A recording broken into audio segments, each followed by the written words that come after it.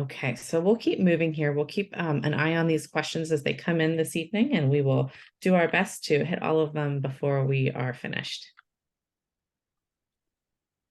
All right. So the next slide, we want to talk about what school your child will attend. And you live in Arlington, so Arlington is a big place with a lot of folks, and that means there's a lot of schools, right? So some parents might have older children who have already transitioned and into kindergarten previously. And for some of you, this might be a new event. And although some may have already given some thought to which elementary school their child will attend, others may be wondering, where's my kiddo going next year? Most students attend what we call a neighborhood school, which is the school that is attached to your address, right? Wherever your address is zoned, you have a school you are assigned to. Those are what we will refer to as neighborhood schools. We have some resources that are available to you, and those will list the options or schools by neighborhood in there. We're going to share that link here with you momentarily. There are occasional times where IEP teams, if a child is in special education, they have a team of folks that are helping to design their educational programming. That's called the IEP team, the Individualized Education Plan, or AEP team in this case. And sometimes that team might consider other options other than the neighborhood school, depending on what those needs are, what that child's needs are. So there are some things in Arlington. We'll also talk about option schools. Updated information on option schools and the 2024 kindergarten information video will be available online at that address there. But option schools, in short, we have 2 bilingual elementary schools, Spanish bilingual immersion elementary schools. We have other option schools like Arlington Science Focus, Arlington Traditional School, Montessori. Those you can apply to enter. It is not a guaranteed entry, but all of our special education services can be implemented in all of these buildings. So the family of children receiving special education services, you do have the opportunity to work with your IEP team to determine, well, what is the appropriate placement? Is our neighborhood school appropriate? Or do we need to look at a more restrictive setting? And we're going to talk a little bit more about that in the coming slides. And before we switch over to the next slide, and Karen's going to take over momentarily, I'm going to put some information in the chat. 2 things. One, our information on how to reach us at the Parent Resource Center. And 2, the information of all of the supporting documents that we have to accompany this presentation tonight. And while I'm sharing my screen, I'm just going to flip over to that to briefly show you. This is our Parent Resource Center website. If you go to our online learning section, look down to the 23-24 session recordings. Here's our information for this evening. This PreK to transition for students with disabilities. So here you have a link for our presentation slides, and I apologize for not putting that in the chat right away. We have our resource links. We're going to talk a little bit more about what each of these things mean: student support contacts, the option school information, kindergarten information video, the special education, more restrictive settings that I just referenced. Those are called Countywide programs, and some other things here. Okay, so I'm going to flip over to Karen, but I will link this in the chat first. And then Karen can take it away.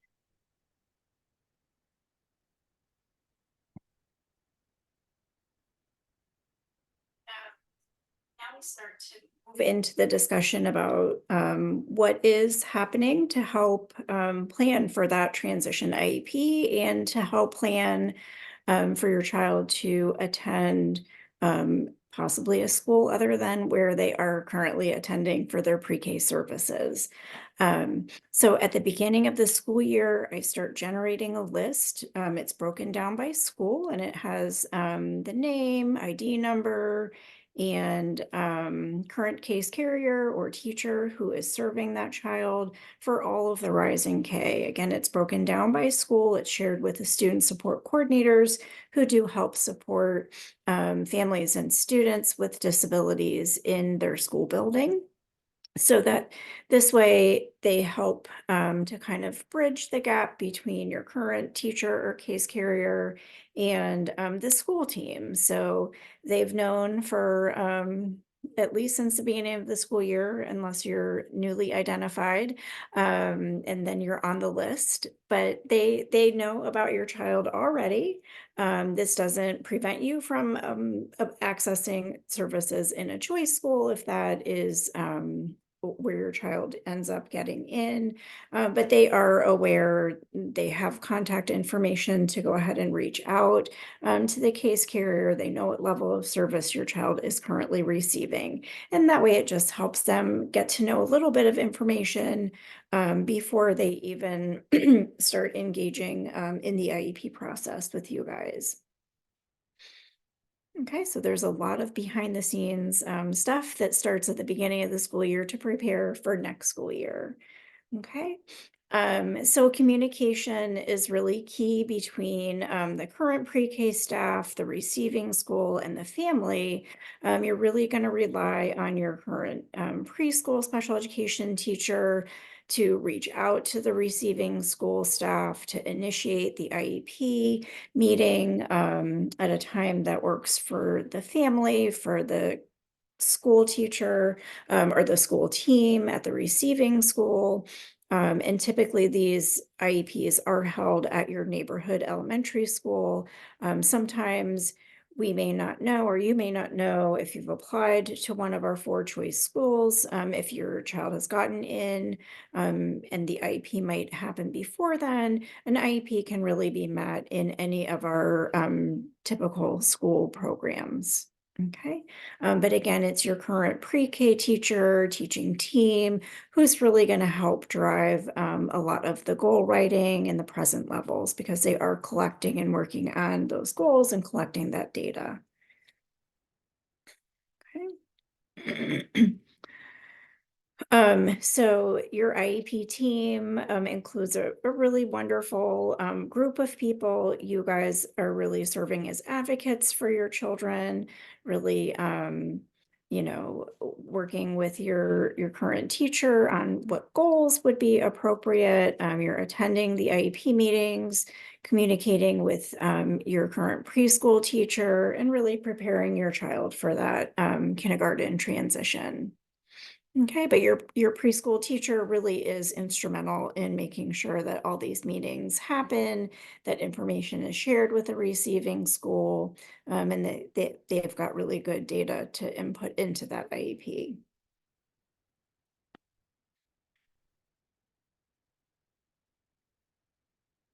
Okay. And the role of the receiving school is really to help draft those kindergarten goals. With the current preschool teacher, we are looking at goals that are related to, for the most part, the kindergarten SOLs, which you can find on the Virginia Department of Education website. Some schools may do an observation if a child is in a pre-K program. You might already be in your home school receiving preschool services, and everybody may already know your child. So people are really coming from kind of a different place. And again, kind of utilizing that student support coordinator who's very kind of knowledgeable about what the services might look like in that school building, how they can help support your child as well. I am just going to pause us to just show you on this link from this evening, again, under the online learning videos on our website. On the resource links here, we have the student support coordinator contacts. So as Karen mentioned, each one, there's one assigned to each school. Awesome resource for you. So I'm going to go ahead and click on this, and then you would scroll down to contact information, student support coordinators, and you have to click this little plus button and it will drop it down. And these are all of our student support coordinators. Sometimes this list does change over the summer. So, feel free to always CC you know, Karen or myself or my partner Kathleen at the Parent Resource Center, if it's during the summer, just to make sure that your communication gets to the right place. Okay. So what is the role of the family? What is your role? Well, you are already doing your role. You are being proactive. That is the most important thing, is to be involved in your child's education. We know that that is the number one predictor of student success, is family involvement. So check there. Great job. You are being proactive, because it is so critical that you are involved, because you are the constant member of your child's team. This is really important, because if you think about, you know, your child is transitioning from pre-K to kindergarten, who is traveling with that student? You are. You are the important member of that IEP team that is going to travel along with your child as they transition from grade to grade. Sometimes there will be some staff consistency, yes, but sometimes not. Make sure that you are comfortable seeking support from the school-based team members. We are all on the same team. We all want what's best for your child. We want them to love learning, be successful, and be comfortable and happy at school. You have an awesome Parent Resource Center, if I do say so myself, here at your disposal to help you through all of these parts, these moving pieces of these various transitions and the special education process and the IEP process. We can help connect you with other resources as well. We also, we'll talk more about this later, but at the Parent Resource Center, we also offer free confidential consultations to you throughout the year.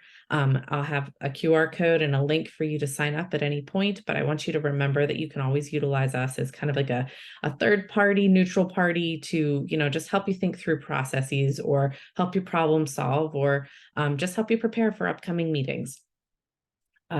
You can view the kindergarten information video whenever it is posted online. Attend school-based information sessions once you figure out what your school is. And you might not know what your school is for a little while, and that's okay. Let your case carrier or your case manager of your child's IEP know if you are considering those option schools, like I mentioned, the lottery for Arlington Traditional School, Campbell, Montessori, the immersion schools, etc. And work as a member of your pre-K team to identify what your child's needs are. You know, when you do all of these things, you're being an active member of the IEP team, and it truly helps prepare your child for that transition.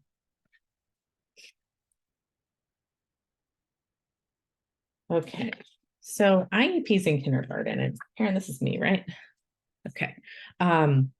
What changes should you expect in your child's program? So number one, bottom line, services are based on your child's needs. So if you're thinking about, well, what is their day going to look like? How much services will they, you know, how many services will they have? How many hours? What are the numbers? What are the ratios?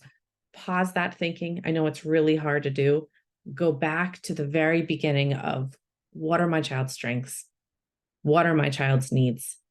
Those needs dictate what their goals are. This is the most critical part of the IEP, because that piece of information, the goals that the IEP team agrees on, that's what determines what their day looks like. That's what determines their services, the support, the levels of support. So it's really important to kind of put that work into the document up front, identifying what those needs are. So what changes should you expect in your child's program? It's dependent on what those goals are, which are dependent on what those needs are. You are part of the team that determines what program is best for your child, right? So your input is super important. You know your child best. Related services, they are provided as needed. You know, we have to look at data for determining what is required, and that is for related services and for other areas as well. We make database decisions, and sometimes it's not unusual for us to kind of pause and say, we need to collect some data on this, let's come back. So it is a very inflexible document, but we look at it with a flexible approach, because we have to kind of come back sometimes and tweak some things, and that's okay. So, you know, we have some very basic changes, like, you know, we're no longer in preschool. The ratios are different. What we're learning is different. I think Karen's going to elaborate on that in a little bit.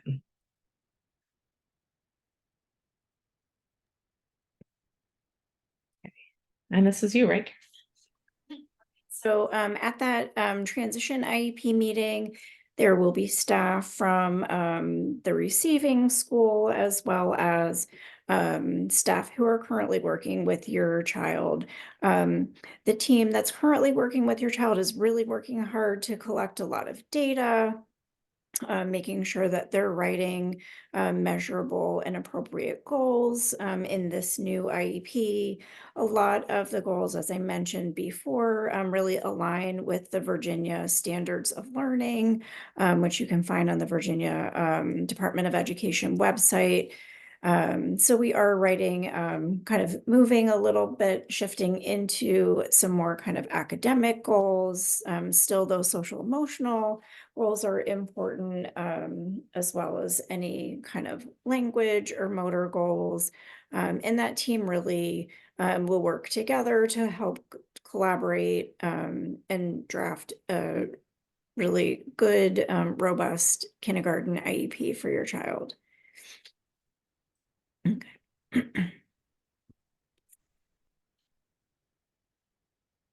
All right, so just like in preschool, there is a continuum of service that a student can access, looking at just a monitor level of service, services in that general education classroom, services that might occur exclusively in a special education setting. We can have a combination of all of those, with some push out, some pull in into general education or special education. We can have monitoring going on. There is a little bit more flexibility on the kindergarten level, to be a little bit more creative about how we serve students, just because we have that natural general education setting, whereas some of our pre-K special education programs don't have access to that general education piece. We also have countywide special education programs, and I think that we're going to touch on those in a few, actually in our next slide. Gina will discuss the countywide programs that are available. What a great segue. Thank you. um, so countywide special education programs. So as Karen mentioned, sometimes we have some specialized needs that might exceed what our neighborhood schools are able to provide in terms of a free and appropriate public education. When that happens, sometimes it means we need to look at a more restrictive setting. These are the more restrictive settings we're talking about. We have these countywide special education programs. When we say countywide, it's because they are placed throughout the county, and students from all of Arlington County who meet the criteria to qualify for the program, that their needs dictate they require that level of service, they have access to it. So they do live within some neighborhood schools.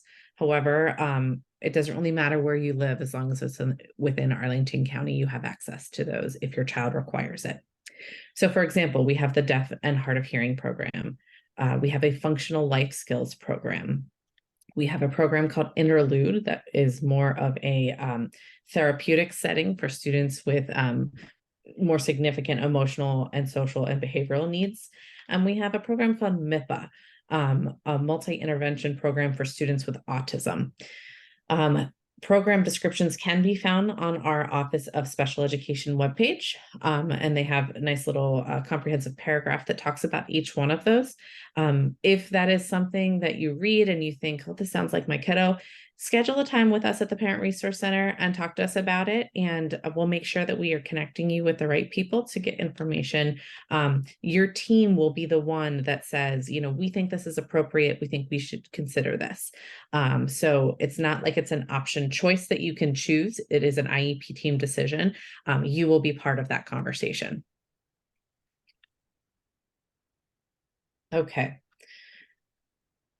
So if your child has an IEP, which I'm guessing they do, since that's why you're here, you probably have seen a similar page to this before.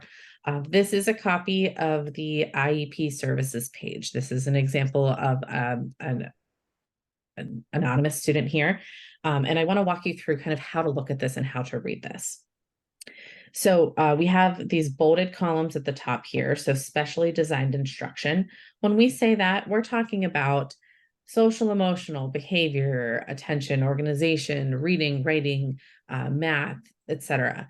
We are not talking about speech and occupational therapy. That is in the next section below. That is under the umbrella of related services. So on this specially designed instruction component here, we have a few different columns. The first one is hours of special education service in the general education setting. What does that mean? It means that that student is receiving special education support from either a special education teacher or a special education assistant in the general education setting. So for kindergarten, we're talking about a special ed teacher or an assistant going into their kindergarten classroom and supporting them there. Okay. Now, maybe they need some time in a smaller setting, maybe for the whole day, maybe for part of the day, maybe for 10 minutes a day. It really depends on what those needs are that we mentioned earlier. If they need to leave the general education setting and have more modified instruction or need that smaller environment, we're looking at hours in a special education setting. So that means the only other students present in that setting are students with IEPs or students with disabilities. So then for this child, we've got he or she receives 15 hours per week of service in their kindergarten classroom. That means I, special education teacher, perhaps I go into that kindergarten classroom for 15 hours a week and support them. And then for 10 hours a week, they come with me to my classroom to work in a small group setting for a total of 25 hours a week. Now we look at a school week being 30 hours. So, this child in particular, has more hours below, that gets us closer to that 30. However, there are times where that child might not have a total hour that adds up to that 30, because that means that that child might have time during their day or their week that is not supported by special education. Maybe they don't need support on the playground. Maybe they're good to go at lunch. So just that's kind of how the numbers might look. And there are times where you might have two rows here. You might have one row with certain numbers and another row with some different numbers here. And when that happens, we're talking about different dates. So if you look to the right, we start this date here in May of 23. That's when this IEP starts. This IEP goes to the end of the school year in this particular case, June 16th. And then the school year starts back up in August. And then that IEP is over on May 16th. They have to redo it. Now, if you have two lines there, it might mean that they have different services for the end of preschool and then different services for the start of kindergarten. So it can look confusing. Feel free to ask your team to kind of walk you through some things. I mentioned at the bottom, you'll have some related services. If your child requires related services, this is where you'll see things like speech and language therapy, occupational therapy, orientation and mobility therapy, physical therapy, etc. So that's just a crash course in how to read this complicated page, and we're happy to walk you through it. Reach out anytime if you have any questions about this. So how can you prepare your child? You can visit your child's new school once you know what that is. All of our schools will have orientations or open houses that you can attend. If you have a child that has significant needs and you think, them going and having their first kindergarten experience with, 25 other kids in the room, that's not going to go well, reach out to the principal. I can't guarantee that they will say, yes, come on in, but it doesn't hurt to ask, so that they might have a little easier of a transition to see the building without all the kids in it, et cetera, and kind of look with their classroom. They may not be able to do that, but it's worth an ask if you think that that is something that your child requires. If you're able to go to the offered orientation and open house, awesome. They'll get to meet some new friends, new faces. It's a really exciting day full of just positive energy and really excited kiddos. Read books to your child about kindergarten. Spend some time at the playground at your child's new school during the summer. You can write a parent narrative to share with the new staff. And sometimes this helps with parent stress, not just smooth transition for the child, right? What do you need those teachers to know about your kiddo, right? If you had 5-6 bullet points that you wanted that teacher to know, so that, your child is successful on day one, what are those things? What are those things that are kind of bothering you in your gut? Oh, I hope that they remember to ask how to open their milk at lunch, or, what those little things that you think that teacher needs to know on day one. That's really helpful. You can make a social story for your child about kindergarten. And I'm going to go to my other page here and talk to you for a moment about the social story. I'm going to have to navigate it. Bear with me. Parent Resource Center. Well, you'll see how I get to this page. Learning. PreK. And here is an example of a kindergarten social story. So if you're not familiar with a social story, it's simply putting words in context to a particular situation that you might be experiencing or your child might be experiencing. So this is a social story for a kiddo that goes to this open-walled school. I found this on the internet. In September, I will go to my new school. There's the picture of the front office staff. Here's the school office where Miss Klassen works. Welcome to kindergarten. This is the door to my kindergarten class. These are super effective for all kids, whether they have a disability or not, to help them understand what's coming and how do I navigate it? What do I do? This one right here, it looks like it was made in Microsoft Word or Google Docs. They're super easy to make. I love taking pictures of the child and putting them in their own social story. They get super excited about it. Oftentimes you might see like stick figures or random clip art, but it's super fun to have the actual child and pictures of their classroom. This is something we can support you with at the Parent Resource Center. If you provide us some photos, we're happy to write social stories for you for your transition, for other situations that might be arising that might be, your kiddo is struggling with. So back to our slides. Okay, well, that went quick tonight, Karen. Anything else that, let's see, we're going to talk about questions here in a moment, but thank you all for your attendance this evening. And as I mentioned before, parent engagement is known to make a difference because your participation in this transition process is going to help your child with having a smooth transition. Please don't hesitate to contact your child's pre-K teacher or reach out to us at the Parent Resource Center. Our number is in the chat and also on the screen, and our email. I mentioned before that you can schedule a confidential consultation with us at any point. You can use this QR code to schedule that, or on our website, on the Parent Resource Center website here.